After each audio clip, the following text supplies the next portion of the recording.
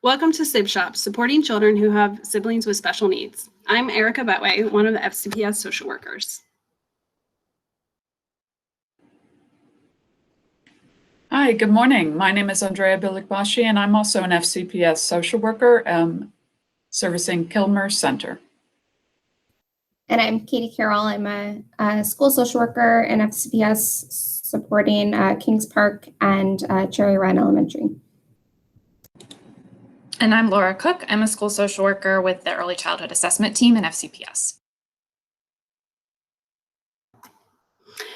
I forgot to mention earlier, I am at Madison High School in one of our comprehensive service sites program. So we're here today to discuss supporting siblings of individuals with special needs. And one of the ways that we do that here in FCPS is through offering Sibshops. So what is Sibshops? Sibshops is a program that exists both nationally and internationally. And here we offer it as a workshop by FCPS social workers. It's offered for students who have siblings with special needs. And it's just a time that's kind of a relaxed opportunity and a time for them to gather with siblings of others who also have siblings with special needs. So what do we do during a Sibshop? We use the opportunity for them to gather with activities and discussions in order for them to share their experience, both the challenges, but also the celebrations of what it is like to be a non-disabled sibling of someone who has special needs. And in order to kind of give you a better idea of what this looks like, we are also going to share a video with you. This is not one of ours, but it is an opportunity for you to see like what a Sibshop looks like, some of the activities that are done, but also hear from participants as to what they get out of participating in a Sibshop.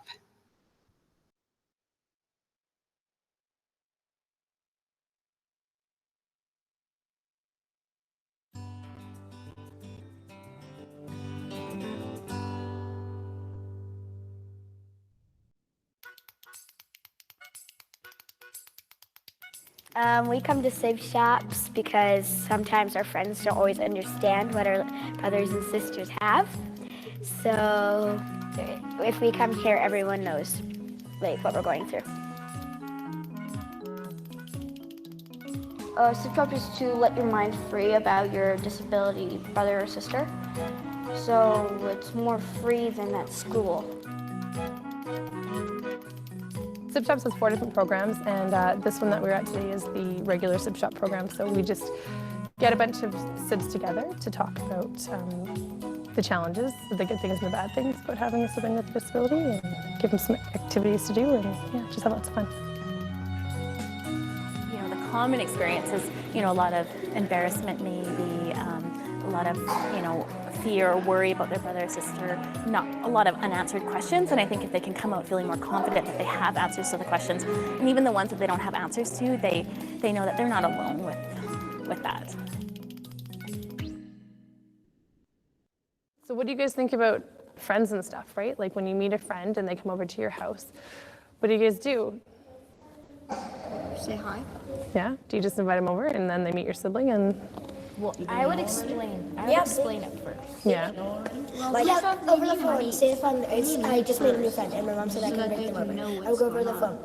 Well, I'm just telling you, I have a little brother who has something, and then blah, blah, blah, blah, blah. And when she understands it, she can come over, and then she knows what to expect. Yeah. If they don't come, well then, they're not really a friend. Yeah, that's right.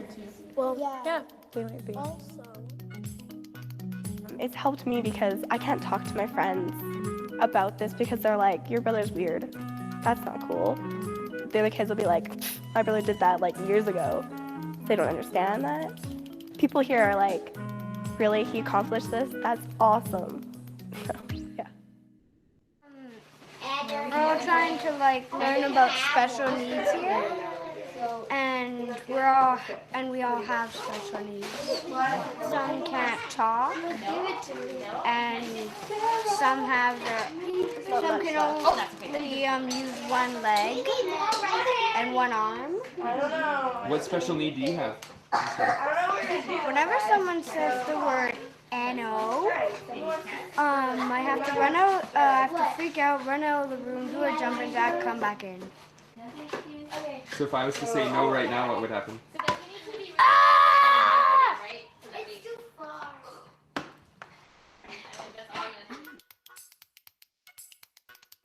For them to meet other Sibs and realize that they're not alone is probably the biggest thing. When you come here and you share stories about your brother or sister with a disability, everyone understands and they don't laugh or make fun of your brother or sister. Things are way different. Everyone is okay. It doesn't, I mean, if your sister cannot do anything right or something like that, or your brother cannot speak, it's all right at Sibshops. You can actually speak and no one will laugh. It's actually helped me a bit at home. I can just explain to him the things I talk about here and maybe strategies I can use. Sibshops is just another way, that connection to supporting the whole family that's affected by the disability. It's not just the parents and it's not just the children, but it's the siblings, which is a really important piece of the family.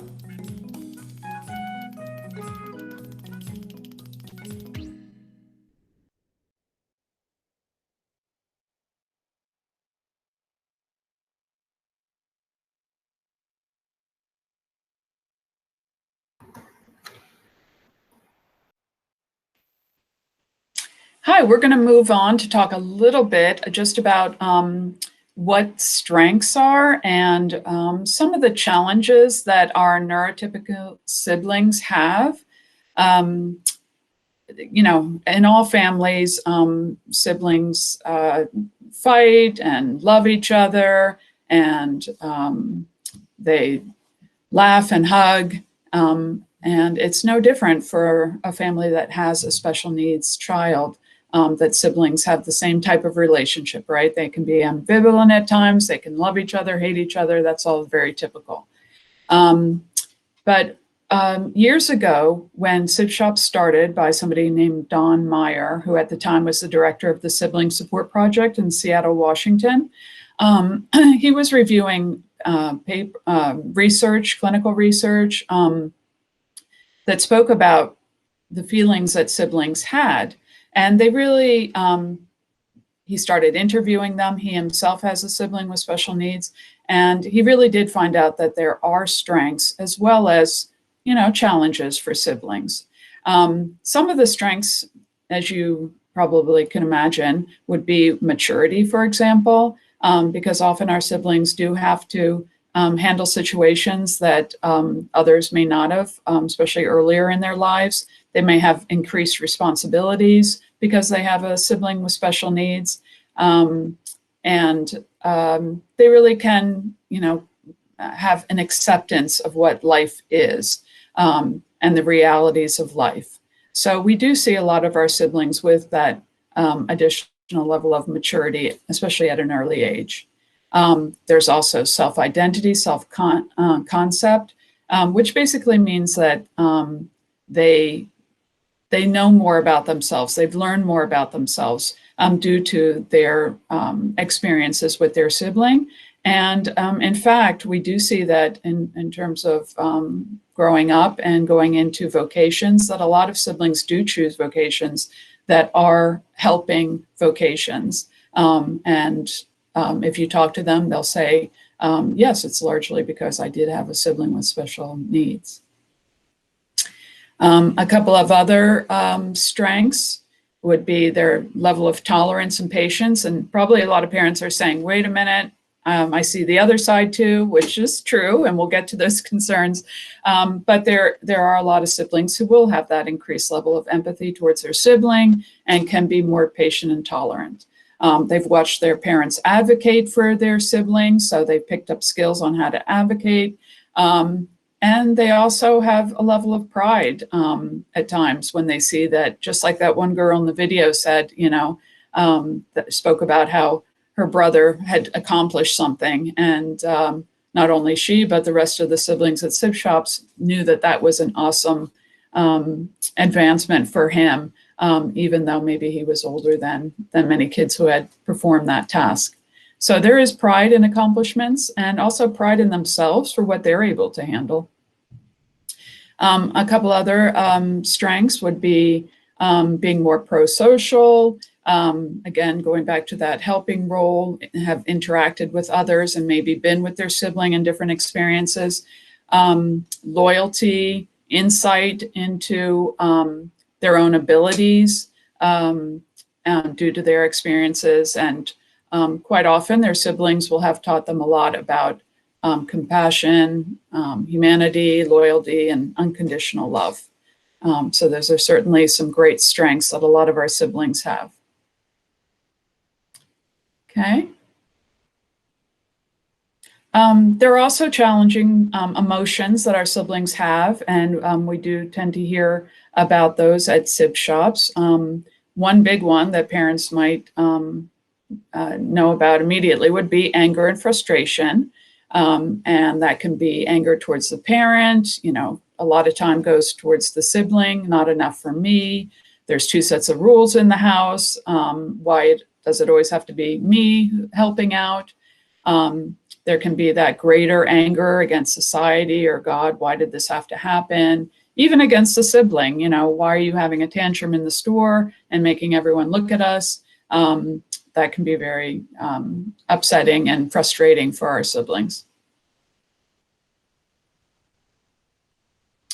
And that goes hand in hand with kind of a sense of resentment at times, feeling, you know, why can't we just have a normal family like everybody else?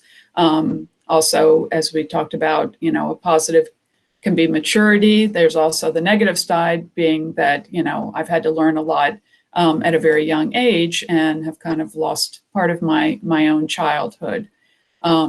There's feelings and emotions of fear, you know, worried about the stress of having a child with a disability in the family, and the stress that will be on the parents, on the child's self. Young kids, we often hear they're worried and fearful of contagion. Will I get what my sibling has? And there's concerns and fears about the future. You know, often we do know that the sibling is going to be the person who is has the longest period of connection with their sibling in their lives. So I'm sure that they're often thinking about what's down the road. Will I be able to have my own life, or will I have to take care of my sibling for a long time?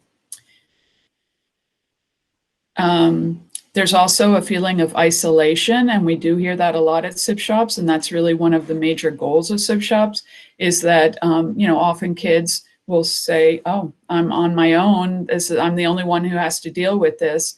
And it's, you know, so many parents, when they're writing in to register their children for Sibshops, do say, I just want my child to know that they're not alone. And it is wonderful to have these groups of kids together and knowing that they share that in common, and there's somebody else going through what they're going through. There can be feelings of loss and grief as well, you know, sadness related to this is not a typical sibling relationship. You know, am I going to have a normal childhood? Sadness about my sibling maybe not having some of the typical things in life, being able to drive, being able to go to college, go to places alone. And there are definitely those times of embarrassment, like I mentioned about going into the store and see your siblings, you know, wanting something, not being able to get it, and suddenly having a big tantrum. That can be very difficult too.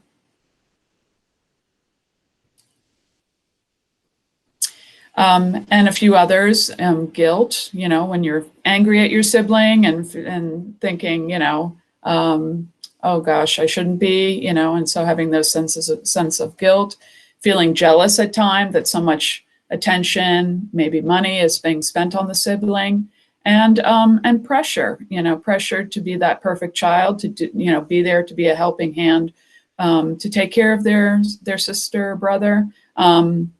But also, you know, feeling like I have to make up for things that my sibling can't do too.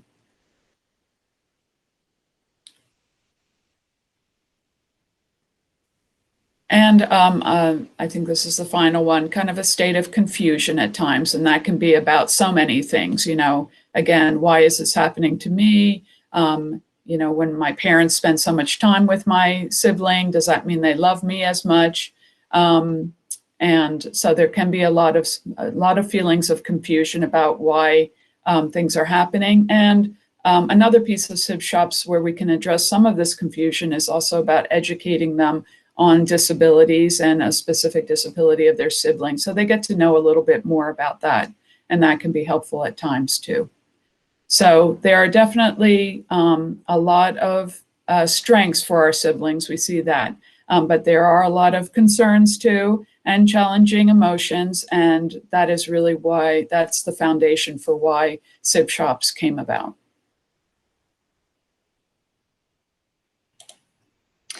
So what does a Sibshops look like? The FCPS social work department piloted the first Sibshops program here in FCPS in spring 2018, and it was offered to students in 2nd through 6th grade who have a sibling with a disability. During the next 2 school years, we partnered with Fairfax County Community Centers to offer programs throughout the school year on select Saturdays and teacher workdays. Participants register for each session separately, so we see a lot of familiar faces, but we also get some new kids each time as word spreads about Sibshops. This year we've shifted to a virtual setting, so these look similar to what we've done in person, but they are shorter sessions, and we offer several on the same day and time so that we can have smaller groups of students so they can get to know each other a little better. But the structure of every Sibshops is essentially the same. We begin with trickle-in or introductory activities, and then do a mix of recreation, discussion, art, and in pre-COVID times, food activities, and then a closing activity. So trickle-in activities or introductory activities are a chance for the participants to meet each other, meet the facilitators. They will often make face tags, which is name tags where they draw a picture of their face to go with it. They might do word searches about different words that have to do with special needs or disabilities. They might participate in a human bingo game to get to know each other. And then once everyone's arrived, the facilitators introduce themselves and explain that everyone at Sibshops has something in common, that all of the participants have a sibling with a disability. And the participants have a chance to introduce themselves and, if they're comfortable, to share their sibling's name and the sibling's disability. Another common activity we use at the beginning is a strengths and weaknesses activity where the students interview each other about their own strengths and weaknesses and also their siblings. So recreation activities are an important part of Sibshops. These are just fun, relaxing games that help kids start to be comfortable with each other. Kids who are new to Sibshops or might be nervous about meeting new kids, it's a good way to sort of create buy-in to get them more comfortable and more excited. The games also give them a chance to just have fun in an environment where they don't have to worry about their sibling or what their sibling might look like or whether or not they can participate. We have several favorite games that we've played. Some are classics, sort of like Simon Says or the Human Knot that's pictured here. We've also played Scrabble Scramble, so that's a team variation on the board game Scrabble. And then possibly our all-time favorite game is Last Kid Standing. That's the other picture, fondly known as clothespin tag. And this is where students all have a clothespin on their back and they try to steal them from each other, and the last student that keeps their clothespin is the winner. And so these are some of the favorites that we've played in real life. In the virtual setting, we've done some sort of variations and also tried some new games. So one favorite that we did was a suitcase race where students ran around their homes and gathered materials that they might take in a suitcase if they were trapped on a desert island with their sibling. So we also do a variety of discussion and art activities. Art activities might be more in person, that have sort of moved more to discussion in the virtual setting. But these give our participants a chance to share about their experience and to share advice or suggestions. For many participants, this might be the first time they've ever met another child with who has a sibling with a disability. So it's a good chance for them to sort of normalize those challenges that we talked about in some of the previous slides and learn that they're not alone. So here in the photo, we have some of our siblings making photo frames to take home for a picture of them with their sibling. Another classic discussion activity is Dear Aunt Blabby. Aunt Blabby is a fictional advice columnist who receives several letters from children who have a sibling with a disability, and she needs help answering them. So our Sibshops participants offer their advice for those advice letters. And then in the virtual setting, we've done some similar activities and played Jeopardy to help kids learn a little bit more about various disabilities that their siblings might have. So in an in-person setting, food activities give our participants a chance for just unstructured time to talk with each other and get to know each other a little better. And some of them want to stay in touch with their new friends when they leave at the end of Sibshops. So in the past, we've done a couple different activities. We've made trail mix where participants put together their own trail mix and also put together a bag to take home for their sibling. Pictured here is apple donuts. So they all received apple slices and put different toppings on them.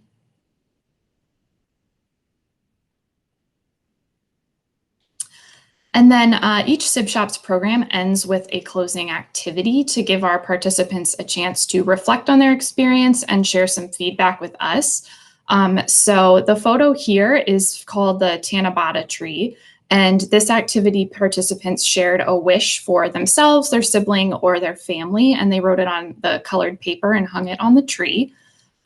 We also often take a group photo, even in the virtual setting, so that's what you see here. And then all of our participants receive a certificate acknowledging their participation in Sibshops.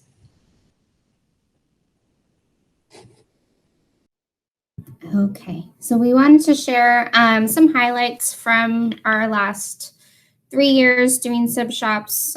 We've been able to hold 9 different Sibshop sessions, 5 in person and 4 virtual. And we've been able to have more than 101 participants throughout all of these sessions, which has been really exciting. And over 30 have even participated more than once and really have shared that they really love it. Overwhelmingly, our participants really love those recreation and movement activities. Those are always really fun and exciting for them. A lot of them have also shared that they really appreciate having that opportunity to talk about their experience of having a sibling with disability and just to be around others who share that experience. We included a couple pictures from previous Sibshops. At our very last in-person Sibshops last year, we asked participants to write letters to their families about their experience in Sibshops. And one of our participants wrote a letter to his parents saying that he had a really fun time playing games and he finally felt like he wasn't the only one who was having this experience. And it's just really exciting for him.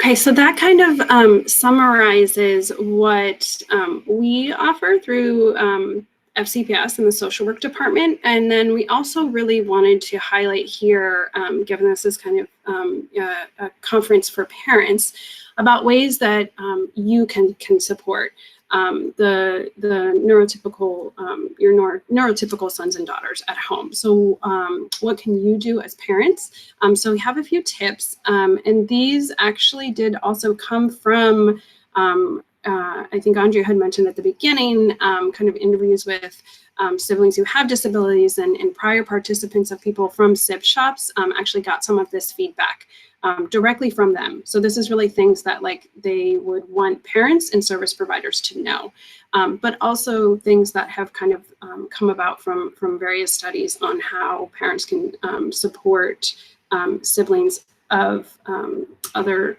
siblings with special needs. So the first is just to acknowledge their concerns and share age-appropriate information. So as Andrea had kind of mentioned earlier on when she was talking about some of the struggles that come up, I think as parents, sometimes our initial gut reaction can be to shelter them, right? Like we don't want them to worry. We don't want them to be scared. Sometimes that leads into not sharing all of the information. So as much as possible, just having very matter-of-fact, frank conversations with them about what disability that the sibling has, what is that, if there are times they need to be out of the home for it, just letting them know why they're out of the home, because if they don't get that accurate information from you, then sometimes siblings will fill in the blanks and gaps with things that aren't accurate, and that sometimes can be worse in their own minds. Secondly, we talk about, and I think Andrea had mentioned this too, not parentifying the non-disabled sibling. So you want to include them and have them involved in the family conversations, but you don't want them to necessarily feel responsible for their sibling. So it, by all means, is not at all easy, especially if you have an older sibling who may be able to help out and you need that help as a parent. So it's a balancing act, but I think as much as possible as you can, still letting this neurotypical sibling not have some of those responsibilities or take on the parental role of their sibling with a disability. Next is setting equal expectations, but then we also add in here that equitable expectations, because both siblings may not be capable of the same thing, but first and foremost, you want to make sure that you have similar behavioral expectations. And this comes down a little bit down, ties into one closer to the bottom, was the right to a safe environment, right? In the home, sometimes siblings with special needs may have behavioral difficulties. You want to make sure that the other sibling knows that your home is safe for both of you, and kind of let them know that you do have the expectation of the sibling with special needs, that they have appropriate behavior so that the sibling without a disability has a safe environment in your home. And then also setting household chores. Maybe that's not equal chores because maybe one sibling's capable of something different than the other one, but making sure that that emphasis is placed on everyone in our home contributes to our household in some way. And sometimes when there's a child with a disability in the home, that sometimes the sibling without a disability isn't provided with as many opportunities just because the expectations might be lower for them. So making sure, again, that you have those equitable expectations. Making sure that family activities aren't focused solely around the sibling that has the disability. So sometimes you're going to get involved with fundraisers or psychoeducation activities or celebrations in the community, right? That kind of celebrate or highlight or fundraise for the sibling's disability, but also making sure that you have other activities that the sibling that does not have the disability might be interested in, and that you try as much as possible to participate in those activities as a family unit. There's all sorts of ways to participate in community activities or family activities at home while trying to adjust and accommodate so that the sibling that has a disability can also participate in those activities. And I say this up front as well, that these are the tips, but by all means, we also just acknowledge that being a parent is hard, being a parent during COVID is hard, and then being a parent during COVID of a sibling with a disability while also trying to balance all of these things with a child without a disability is very difficult. So by all means, give yourself grace, give yourself permission to screw up. And that kind of leads us into the next one, like be a model of resilience, right? So model for both your children, right? That this is not always easy, and be okay to like humanize that for them, because that will model for them the resiliency and the coping strategies and the skills that you put out there. Sometimes it's going to be a bad day. Like, if you feel comfortable crying in front of them, let them know, like, it's been really hard today, or laugh with them, right? Sometimes there's coping strategies of laughing, but just really, to the best of your ability, modeling that for both the children so that they see that, because that's going to build resilience in your neurotypical child to be able to kind of persevere along this journey with you as a family member of a sibling who has special needs or a disability. Also try to the best that you can. This doesn't have to be every day for an hour at a time, right? But try to make those special times and moments for the individual who does not have a disability, that special time with you, that individual time where they can ask questions and have some of those concerns addressed if they have questions about their sibling's disability, or just time focused on them, right? Time that's completely separate and just about you. How was school for you today?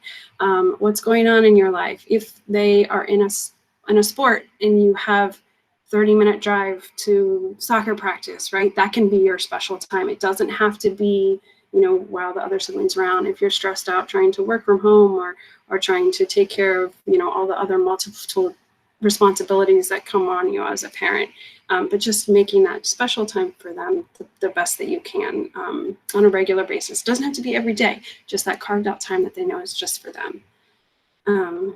And then also making sure that you're not missing their celebrations. So like if there's a graduation or if there's a class celebration, or if you're using those community services or natural supports that you have in place, if there's something that the sibling with a disability can't attend, that's not keeping you might not be able to go to everyone, right? But that's not keeping you from being able to participate in your other child's celebrations and milestones in their life. We kind of already touched on that right to a safe environment, but that's like first and foremost, just those behavioral expectations and letting both children know that your home is going to be a safe environment for everyone, and kind of setting that tone of those behavioral expectations and the safety. And then as Andrea had mentioned, in kind of the concerns that could come up for a sibling with a disability is like the future care and the future concern, right? So maybe sometimes they may feel like, you know, you're not going to be around forever, so they may feel the responsibility to pick up and carry on and take care of that sibling, right? That shouldn't, to the best of your family's capabilities to work through that shouldn't be the norm expectation, but kind of collaborating with your, you know, school resources and your community resources to, as a parent right now, as you journey through the time before your the child with a disability gets to the point where they are, you know, out of school and need future care, that you're starting to plan and think about those things now while you are still present and still available. And if you need help with that, please reach out to any of, you know, your school social workers or counselors, and we can help you connect with community resources to navigate that and help put that into place. Because the sibling without a disability may want to be involved, but that, to the best of our capabilities, again, right, should be a choice for them and not the general expectation. And the sibling without a disability also needs to know that you support them in pursuing their future goals and their future dreams. And if that doesn't entail full-time care of their sibling, that's okay. But also at the same time, not isolating them from family meetings, because maybe they want to be able to do both. Maybe they want to be involved. Maybe they want to be able to support down the line. But that should be a conversation and not that expectation. So these are tips that are available to you to support your child without the disability. And then we also have resources, and you should be able to get a copy, hopefully, of our presentation, and we'll have these available. But these are multiple different resources that are provided through the Sibling Support Program and Sibshops that Andrea had mentioned from the beginning. And there's also a few podcasts and publications that are out there. On the publications website, it also has like bibliotherapy, so for younger kids, if you'd like to utilize that. And then, of course, also our Parent Resource Center, which is where you go to register your individuals for Sibshops. And then, of course, please also always reach out to your school social worker, because we're available to help you navigate any of these questions and supports for either of your children.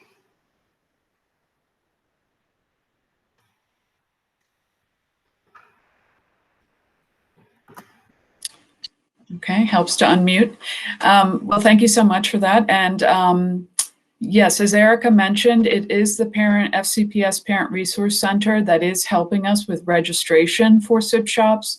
So if you haven't yet signed up for one of their News You Choose bulletins that comes out monthly with different workshops that are being presented, then please do that so you get that reminder. We also create flyers and try and have those available as well, so you'll know in advance when we're going to have our Sibshops. As we've mentioned, it's 3 years in a row. We do plan on, keep going and going strong. And we are at the special ed conference going to pilot our first Sibshops for older kids. Up to now, they have been for only 2nd through 6th grade. But after hearing from a number of parents who would like something also for their older kids, we are piloting that for the 7th through 12th graders. And if that seems to be something that is needed, then we definitely want to plan on a continuation of that older group for Sibshops as well.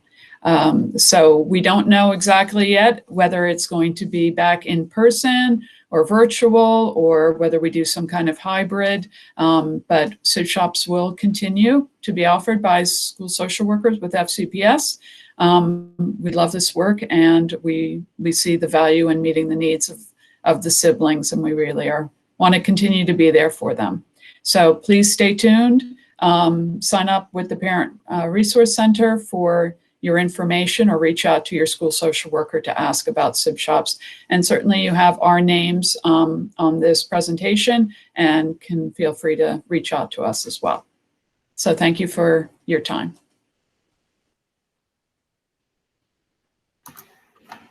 Thank you for attending. Have a great rest of your day. Bye-bye.